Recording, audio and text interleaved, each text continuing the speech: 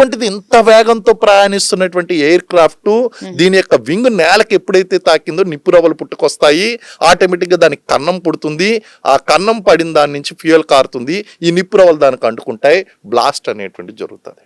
Okay. అక్కడ 5 blast జరిగినాయి అని చెప్పేసి ప్రత్యక్ష సాక్షి చెప్పారు. 5 బ్లాస్టులు జరిగినాయి. అంటే ఏంటి, లెఫ్ట్ వింగ్, రైట్ వింగ్, అలాగే లోపల ఉన్నటువంటి వేరియస్, ఇలా 5 బ్లాస్టులు జరిగినాయి అని చెప్పేసి అంటున్నారు. సో ప్రత్యక్ష శక్తి. ఈ విధంగా కనుక చూసుకుంటే ఈ ల్యాండింగ్ లో జరిగినటువంటి సమస్యలు ఏదైతే ఉన్నాయో, ఆ ల్యాండింగ్ సమస్య అంటే ఎయిర్ క్రాఫ్ట్ బ్యాలెన్స్ కోల్పోయింది అనేది క్లియర్ గా కనిపిస్తుంది. ఎందుకంటే ఇలా వెళ్ళవలసినటువంటి ఇలా ల్యాండ్ సాధారణంగా ఇలా ల్యాండ్ అవుతుంది, ల్యాండ్ అయినప్పుడు ఇలా ల్యాండ్ అవ్వదు, ఎయిర్ క్రాఫ్ట్ ఇలా ల్యాండ్ అవుతుంది. అంటే పైన నోస్ పైకి ఉంటుంది, ఇక్కడ ఇవి ఉంటాయి. సో ఇది ల్యాండ్ అవడం ఇలా ల్యాండ్ అయింది అంటే బ్యాలెన్స్ తప్పింది, గాల్లోనే పల్టీలు కొట్టిందని కొంతమంది చెప్తున్నారు.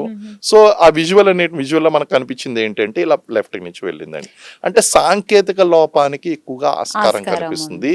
సొబటేజ్, ఇవన్నీ కారణాలు కాకుండా ఉండేటువంటి సొబటేజ్ అంటే ఎవరో కుట్ర పన్ని అక్కడ పార్ట్లు ఏదన్నా కనుక చేసి ఉంటే, ఈ ఎయిర్ క్రాఫ్ట్ హ్యాంగర్ ఉంటుందండి, దీన్ని పార్క్ చేసేటువంటి ప్రాంతాన్ని ఏమంటారంటే ఎయిర్ క్రాఫ్ట్ ని హ్యాంగర్ అంటారు. ఈ హ్యాంగర్ లో ప్రాపర్ సెక్యూరిటీ లేకుండా ఉన్నప్పుడు ఏమన్నా విద్రోహ శక్తులు వచ్చి అందులో ఉన్నటువంటి ల్యాండ్ గేర్ కట్ చేయడమో, లేకపోతే వింగ్స్ కంట్రోల్ కట్ చేయడమో, లేకపోతే ఏదైనా సొబటేజ్ కార్యక్రమాలు చేసినా సరే ఇలాంటి టెక్నికల్ ఇష్యూస్ కూడా వచ్చేటువంటి అవకాశాలు ఉంటాయి. ఓకే.